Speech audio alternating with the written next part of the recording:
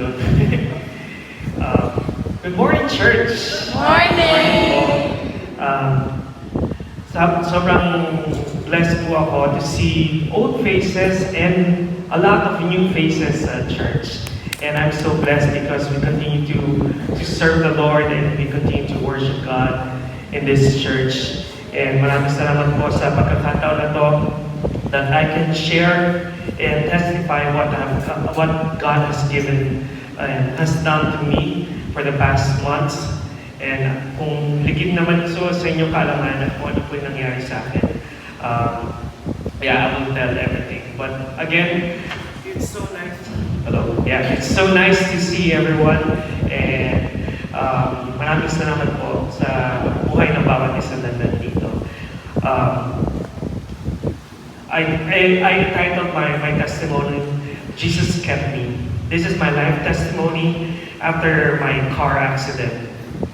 Last May 30th, around 1:30 a.m., my faith has been tested. That Friday morning, my friend and I were driving downhill along a winding slope road in Muscat, Oman, heading to meet our friends. As we turned right to a sharp curve, we immediately hit a concrete barrier. Sumalpok po kami sa pababa po ng hill. Sumalpok po kami sa isang barrier. And instantly, the car flipped 3 times. And imagine it, sobrang bilis po na pangyayari, 3 beses pong umikot at pababa po ng hill. 3 beses na umikot po ang kotse ang sinasakyan ko po.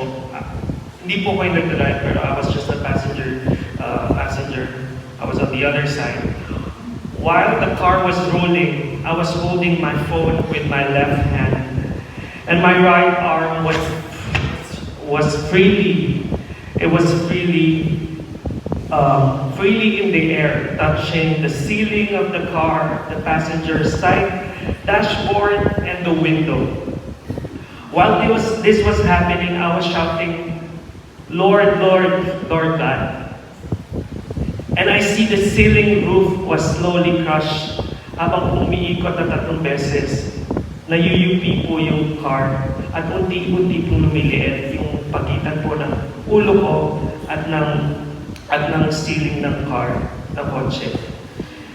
The car landed upside down on the other side of the road. I found myself being pinned down by the seat. Nang lumapag po ang car, tinutusok po ako ng kotse, yung upuan po, hindi po ako makahinga. I was gasping for air, and my right arm was outside the window of the back seat. Napunta po ako sa likod. Hindi ko po alam kung paano nangyari yun, pero nawala po ako sa seatbelt. Naka-seatbelt po ako, thanks God, pero yung upuan ko po ay humiga at napunta po ako sa likod sa backseat ko. I immediately shouted, "Help! Help!"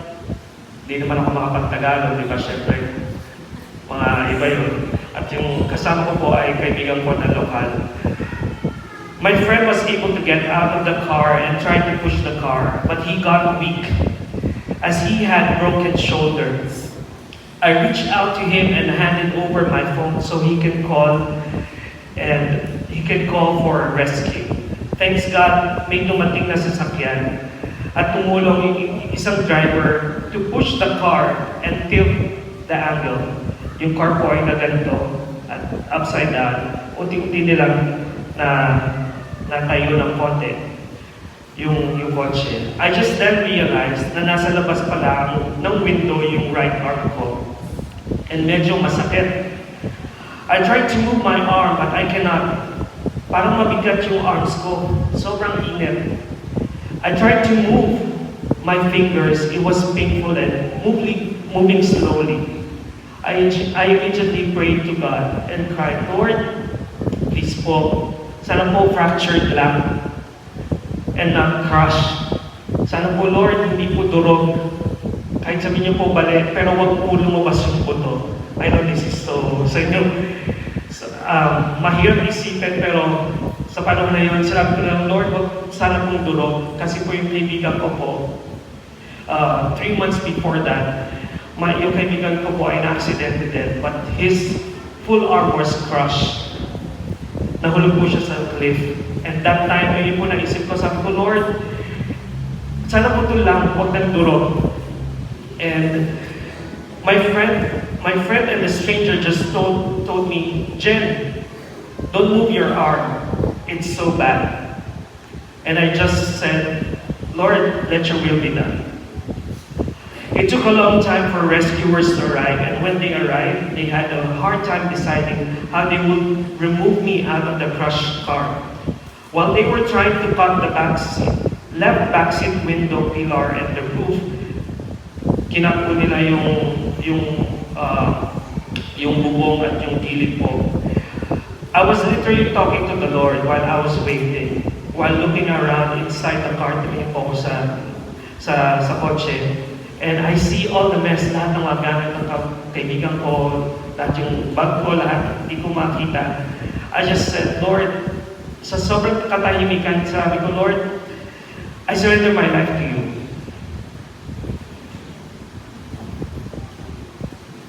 I surrender this situation to you. Let your will be done. You have been faithful and true to your promises. And I know, hindi mo ko papabayaan. You will not forsake me. The rescuers still don't know. Di po nila alam kung paano nila ako tatanggalin.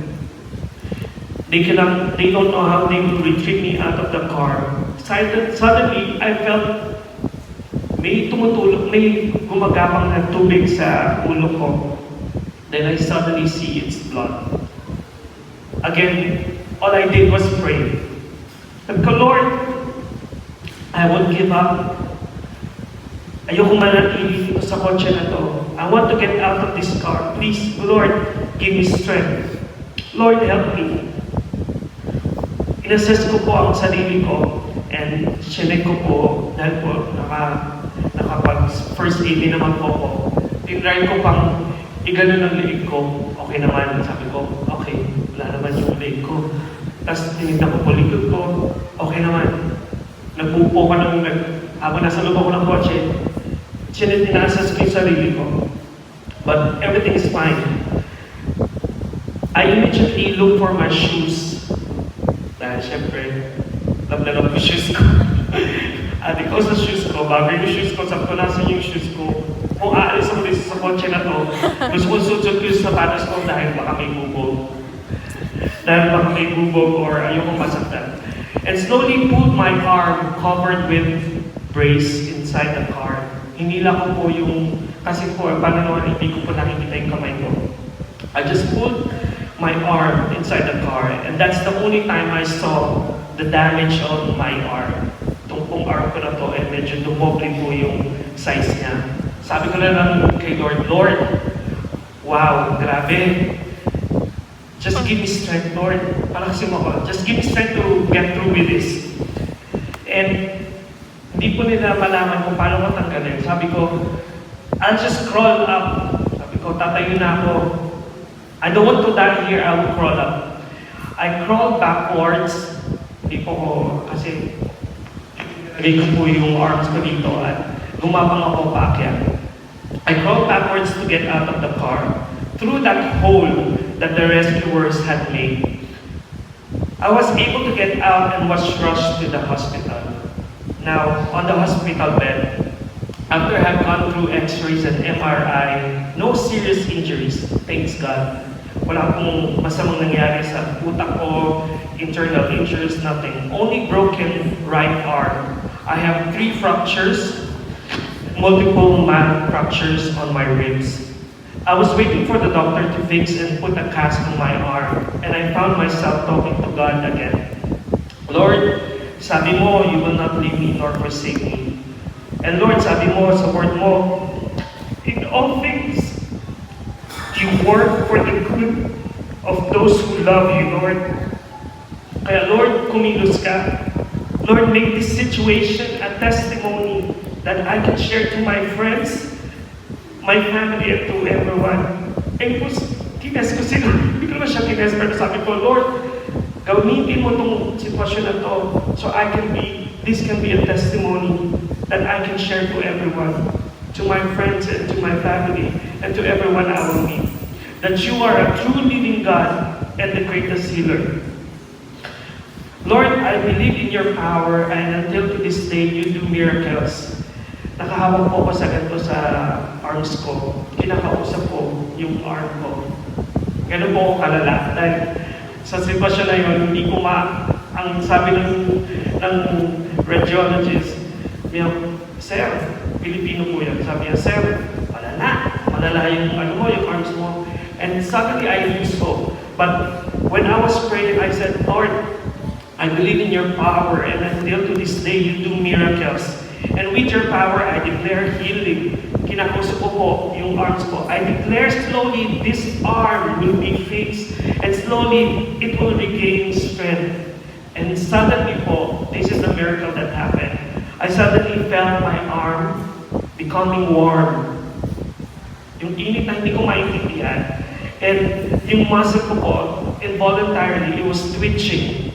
Unti-unti po siyang parang, basta yung twitch parang tumitibok na, parang umuusok. I just cried and started singing. Kumanta po ako. Habang tingnan ko gumagalaw yung arms ko, sabi ko, every single cell in my body is happy. Every single cell in my body is well. Thank you, Lord. I feel so good. Every single cell in my body is well. Pero kinakanta ko to ng medyo nang umiiyak ako. And that gave me peace and assurance that God is in control, and just have faith that healing is on its way. Papadating na po ang healing. And I remember when I was at the waiting section outside the surgery room, lying on the stretcher after 3 days, I was tense and I was anxious. Sinabi po ng doktor sa akin, Hi, I'm the lead orthopedic surgeon. Hello sir, what's your name? And I answered, Genesis Cruz Ines. Okay, Mr. Genesis, I am Dr. Khalid. I will be your surgeon. And he explained to me everything.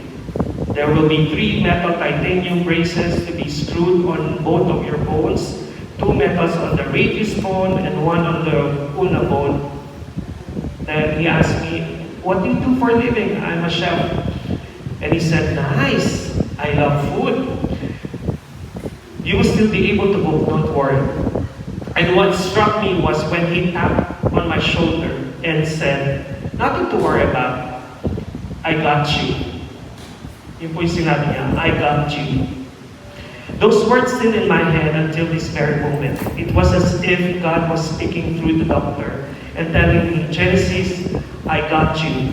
Don't you worry. My senses and my soul was calm and just lifted everything to Him. As Philippians 4:6-7 says, don't worry about anything. Instead, pray about everything.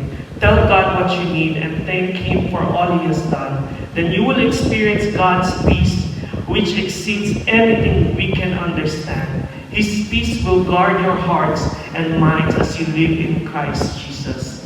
I thank and praise God for the second life He has given to me. Hindi ko po alam, dahil before that accident, there were 3 accidents that happened in the same spot. I walked out in that hospital without paying anything. I walked out in that hospital fully healed, and in a span of 3 weeks, he was already healed. And currently I'm on physical therapy, and I can slowly moving. I can stretch now. Kumakinig po. I can stretch now my arms, and it's just the faith that I had that healed me. And it's Jesus who healed me. And church, in those situations in your life or aspects of your life that you have been crushed, that you have been shattered, and you are being compressed right now, God will provide a way for you to be able to climb out from that hole sa hole kung ano man nasa lugar kayo ngayon. Always believe that Jesus will make a way. He will give you strength. And if you are sick right now and unwell, He can make miracles. Do you believe in miracles, church? Parang mahina. Do you believe in miracles? continue to have faith and seek for peace because we have a Prince of Peace. Jesus is our Jireh, our great provider. And we have one true and faithful God, which is Jesus Christ. To God be the glory.